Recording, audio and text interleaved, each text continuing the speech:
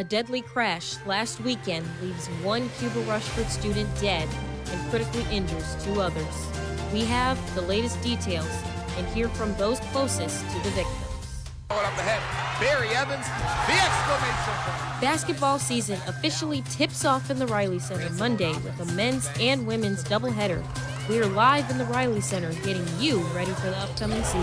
Hey everyone, I'm Chief Meteorologist Aaron Mentkowski with your SBU-TV weather forecast. All this and more when SBU-TV starts right now.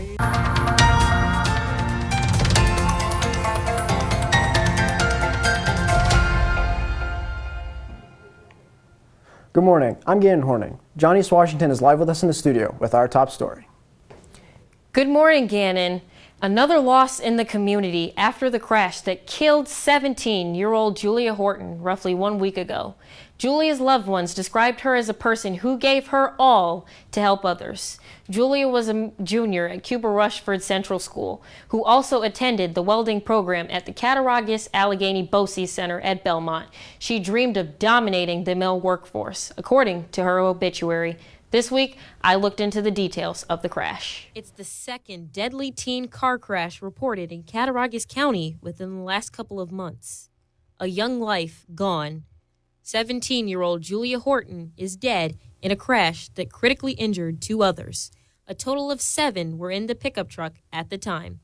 The 4 others walked away with no major injuries. The crash happened around 10:30 Saturday night on Rosick Hill Road near North Sisson Road in the town of Machias, according to the Cattaraugus County Sheriff's Office. I'm here in Machias where the accident took place. The driver of the pickup truck lost control at the intersection, veered off from the road, hitting the tree right behind me, according to the Cattaraugus County Sheriff's Office. The teens were on their way back from Walmart in Springville, according to Julia's parents. This morning, the 2 who were critically injured are still in the hospital. No specifics were released on their injuries. Julia's parents tell us one of the critically hurt was Julia's boyfriend. For SBU-TV, I'm Johnny Washington. Julia's ray of sunshine will be missed by many.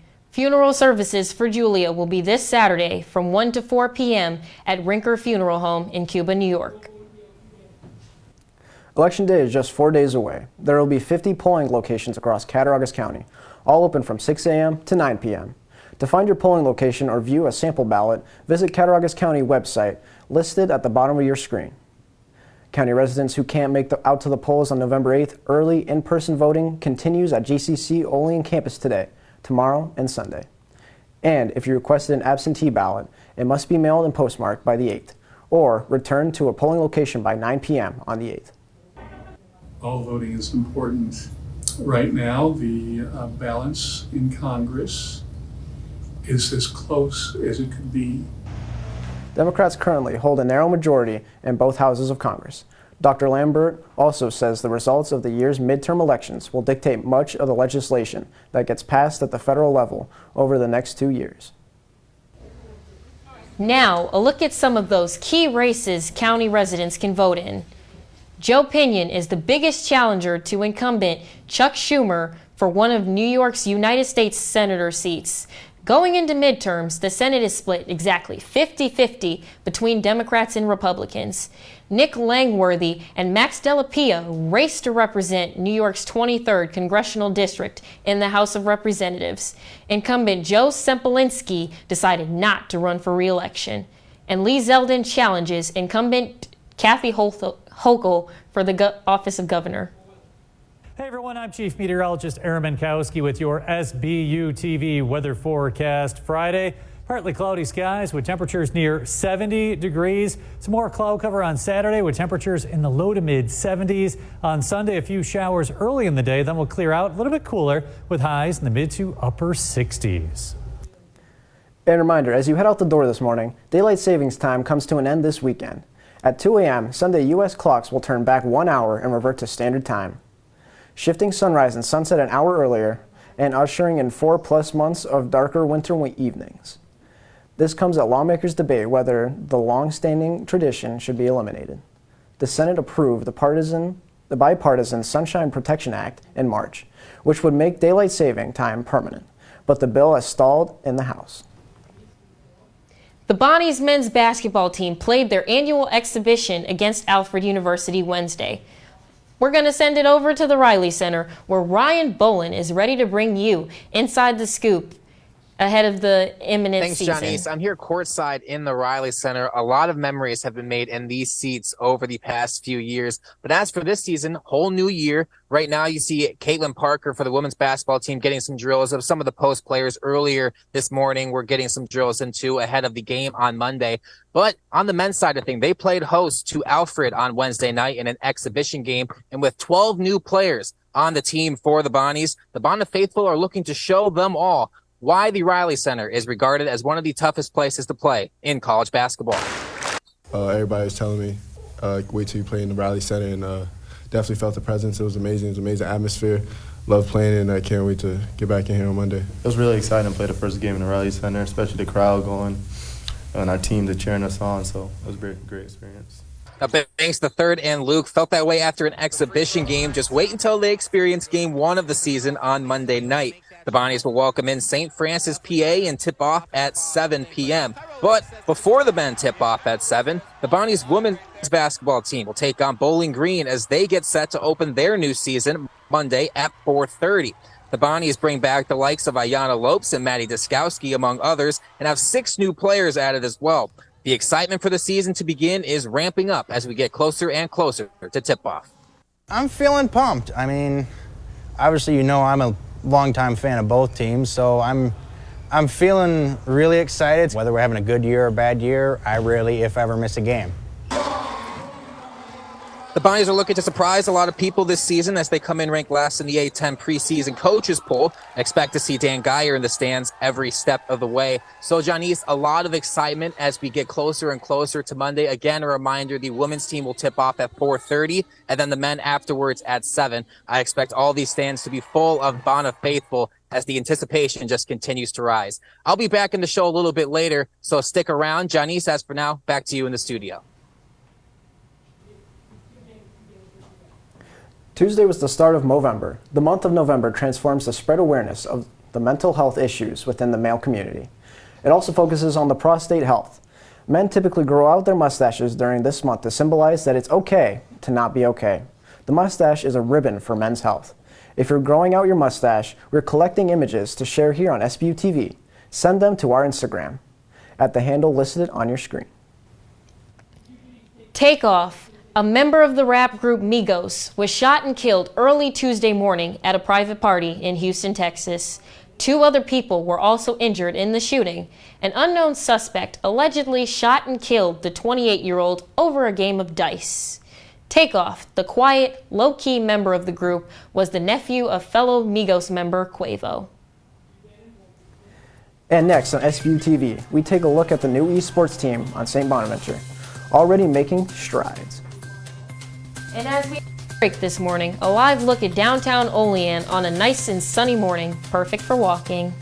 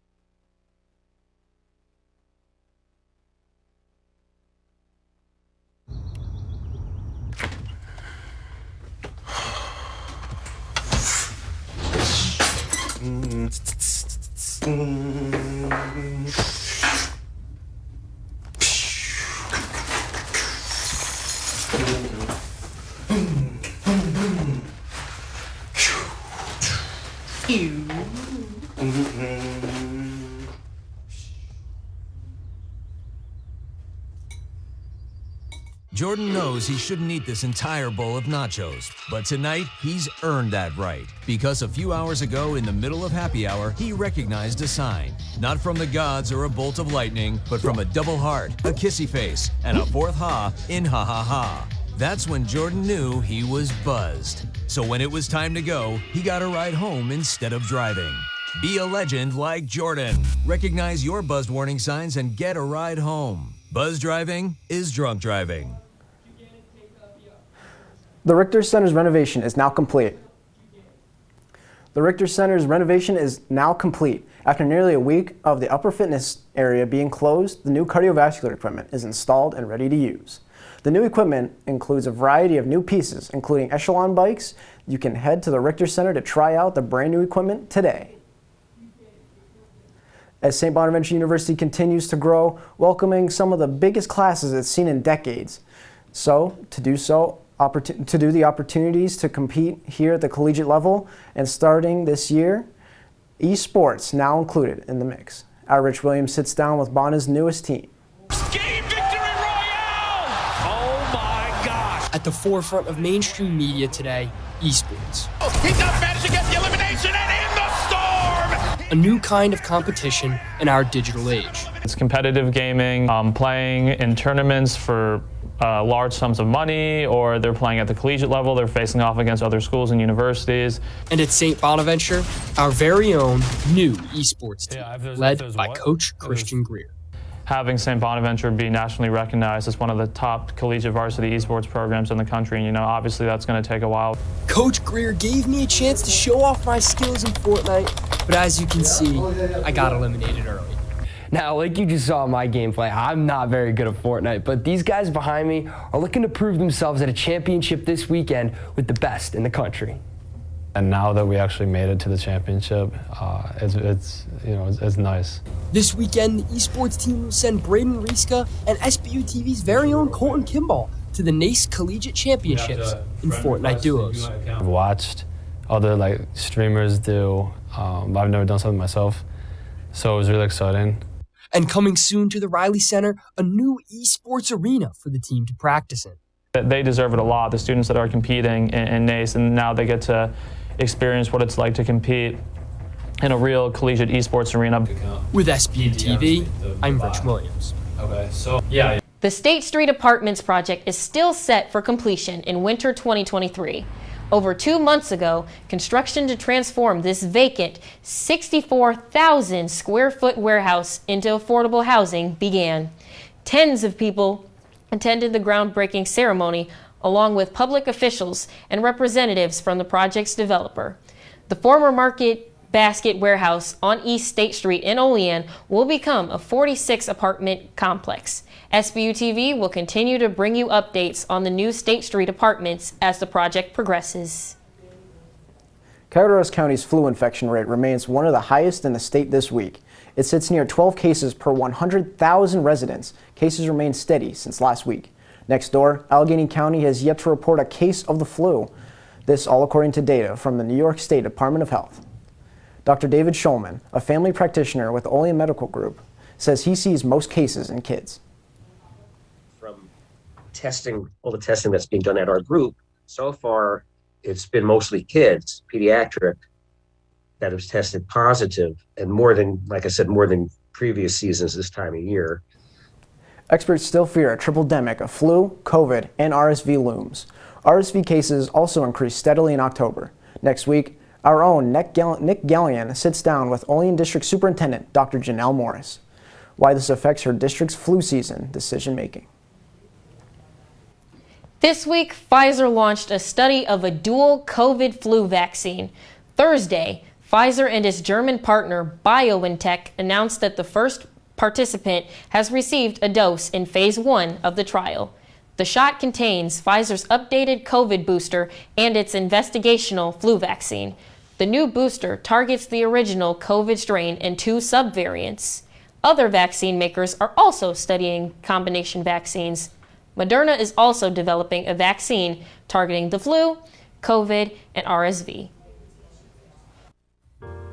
We who believe in freedom cannot rest. Here are the Brothers, a spoken word rap and song production comes to St. Bonaventure Regina A. Quick Center for the Arts on Tuesday, November 8th from 4 to 6 p.m. On your screen now, footage of the brothers performing at a past event. Here are the brothers presented by the Jindoli School of Communications Diversity, Equity, and Inclusion Committee and Bonaventure's Black Student Union, intends to stimulate conversation and provide education through the art. The event, styled after salon-style performances of the Harlem Renaissance era, will be free and open to the public. SBU-TV will be bringing coverage of Here the Brothers throughout the next week. 2 days ago was the screening of Resilience, brought to St. Bonaventure by members of the Trauma Informed Coalition, Dr. Suzanne Soltysik, Al Myers, and Tina Zerbian. The purpose of Resilience is to talk about the syndrome found in adults that is caused by abuse, neglect, or household dysfunction in someone's childhood. The syndrome is called Adverse Childhood Experience, or ACE for short. You can take a 10-question quiz that tells you how bad you have ACEs. If one is to score a 6 or higher on the ACE quiz, they are expected to have a 20-year lower life expectancy. SBU-TV reminds everyone that it's not what's wrong with you, it's what happened to you.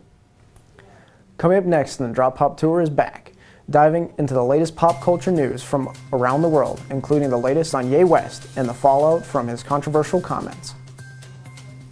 And another live look at Olean, nice and sunny for the weekend, as predicted by WKBW's Aaron Mentkowski.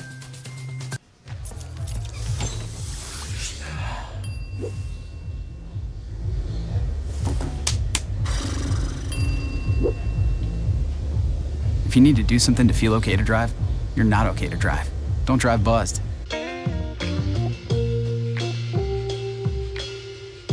After you joined our family, it was like, I really do feel complete now.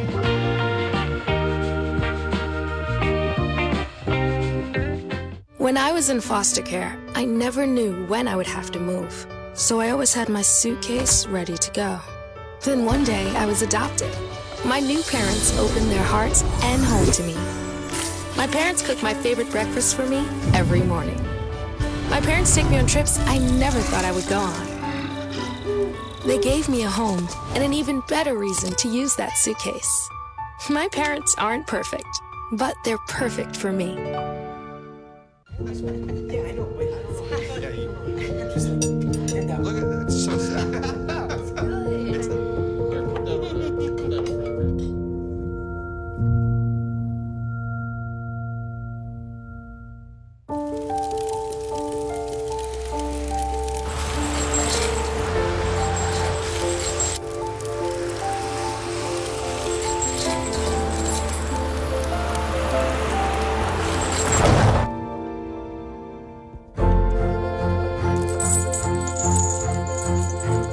Did you know dragging chains can spark a wildfire? Only you can prevent wildfires.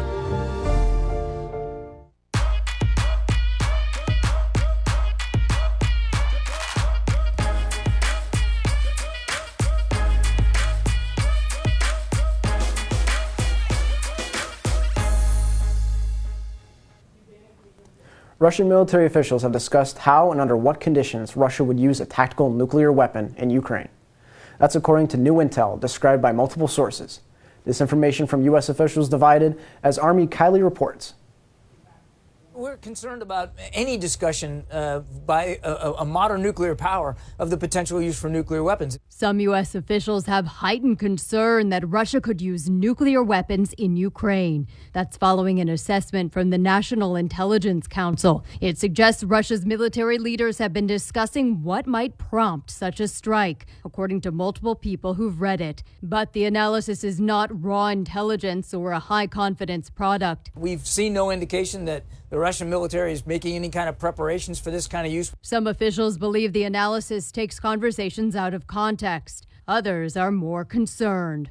It might not be just a demonstration strike in the ocean or something like this, but they might actually be used to achieve a battlefield impact. In a statement, Russia said it only used nuclear weapons in response to an attack threatening the existence of its country. Russia illegally annexed parts of Ukraine this year. It could try to argue defending that area would fit its doctrine, says retired General Wesley Clark. You'd wait for the Ukrainians to concentrate their forces, and then you'd fire a pulse of these weapons out across several miles. I'm Amy Kiley reporting. The intelligence does not suggest Russian President Vladimir Putin has been part of discussions covered in the analysis. Presumably, he'd make any final decisions about using nuclear weapons. And now, it's time to take a look at the latest in the world of entertainment. Our Colton Kimball is in with the Drop Pop Tour.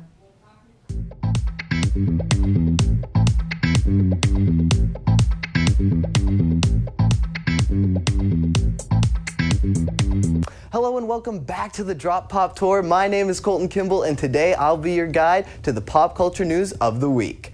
On today's show I have celebrities in the market for sports teams and Ye pays settlement for his anti-Semitic remarks. But first, the Equalizer 3 set is riddled with addictive drugs. The hazardous drug cocaine has made its appearance on the set of the Equalizer 3. The Equalizer 3 starring Denzel Washington continues filming earlier this week when two set regulars were arrested. The two caterers were apprehended Tuesday afternoon. Italian police say they seized over 120 grams of cocaine. The raid was in response to the sudden death of the Equalizer's head of catering. Police found several bags of cocaine in the man's pockets. Despite this raid, a representative for Denzel Washington stated that there will be no delay in the production. Musical artist Ye West paid a recent settlement to a former employee over his anti-Semitic language in the workplace. The former employee spoke to the NBC News on the condition that they do remain anonymous. The specific settlement amount has not yet been released. The settlement had been made official when Ye was accused of creating a hostile workplace environment with his praising of Adolf Hitler. 6 other employees from Ye's past within the last 5 years stated they also heard Ye during his anti-Semitic rants. The many accounts and settlement propose Ye had been making these anti-Semitic remarks for years, even before his recent activity. It appears that 3 celebrities are interested in buying 2 major sports teams. Amazon creator Jeff Bezos and rapper Jay-Z have both expressed interest in purchasing the Washington Commanders. The interest first sparked when Washington Commanders owner Dan Snyder issued a statement to possibly sell the team. Rather than a conflict, both Bezos and Jay-Z are considering a partnership. Actor Ryan Reynolds has also expressed interest in purchasing the Ottawa Senators. That wraps up this week's Drop Pop Tour. Back to you, Grace and Janice. Coming up in sports, we send it back out to Ryan Boland to bring us through the Bonnie's exhibition game versus Alfred. And the Buffalo sports teams continue their winning ways. Stick around. Jordan knows he shouldn't eat this entire bowl of nachos, but tonight he's earned that right because a few hours ago in the middle of happy hour, he recognized a sign, not from the gods or a bolt of lightning, but from a double heart, a kissy face, and a 4th ha in ha ha ha. That's when Jordan knew he was buzzed. So when it was time to go, he got a ride home instead of driving. Be a legend like Jordan. Recognize your buzzed warning signs and get a ride home. Buzz driving is drunk driving.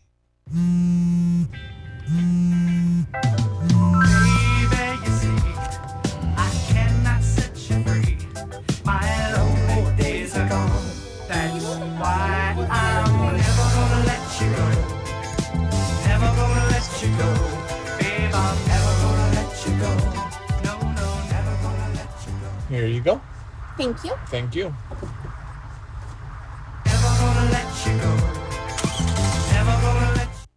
When I got the opportunity to get her, there wasn't no choice. I told myself, I'm gonna take custody of my daughter. It's my baby.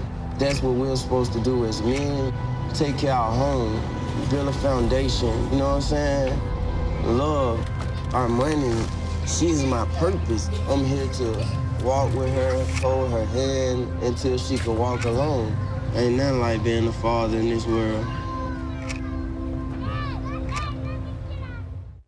There are 16 million children struggling with hunger in America. That's 1 in 5 daughters, sons, neighbors, and classmates who don't know where their next meal is coming from. Yet billions of pounds of good food go to waste every year. It's time we do something about it. Feeding America is a nationwide network of food banks that helps provide meals to millions of kids and families in need. Visit feedingamerica.org to help them feed even more. Together, we can solve hunger. Together, we're feeding America. Welcome back to SBU TV on this fine Friday morning. Thanks for sticking with us. Bonnie's Basketball is in action Monday. We've got you covered on the court and much more in sports with our man, Louis Genovese.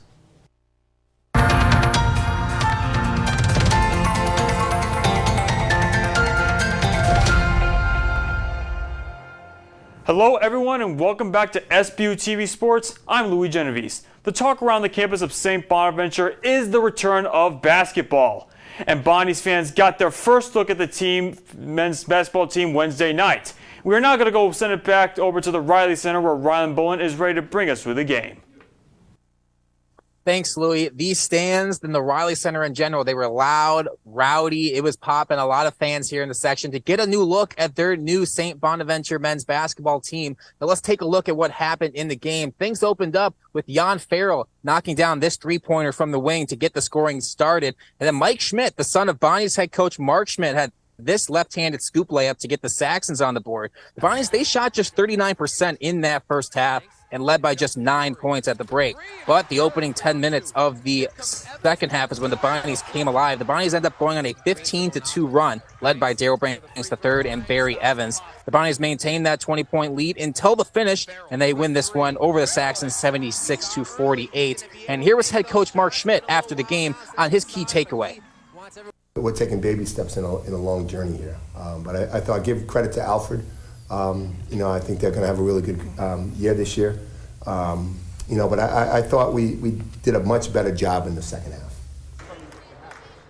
Now the Bonnies, they will be preparing for the real thing now come Monday night. These fans, they're going to be full of the Bonaventure faithful. That is for sure. I expect it to be very loud and rowdy like it always is in the Reilly Center. In that first half, just like Coach Mark Schmidt said for St. Bonaventure, they kind of got that rust off. Second half, they played much better, more like the St. Bonaventure team that we expect to compete in the Atlantic 10 come the season. The anticipation is growing, Louis. We are all looking forward to Monday night and Monday afternoon when the women's team takes on Bowling Green. But as for now, we'll wait until then. I'll send it back over to you in the studio.